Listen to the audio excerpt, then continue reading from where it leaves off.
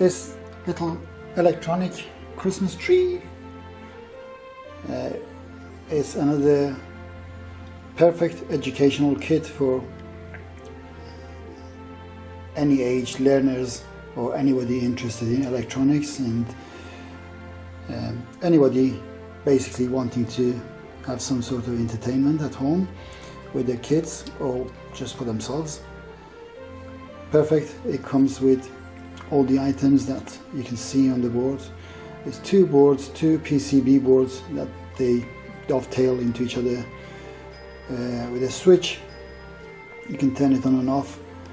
You have battery holder on the back, 3 AAA batteries, or you can just use a lead that comes with the kit, a USB lead that can be connected to a computer or laptop or anything, or a charger. You can switch it off with that or unplug it, and that's USB plug for your power.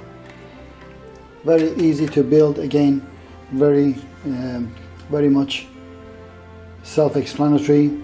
It comes with a diagram, but you don't really need that. Everything is on the board with symbols, polarities where needed, and everything is self-explanatory. What I would say is build the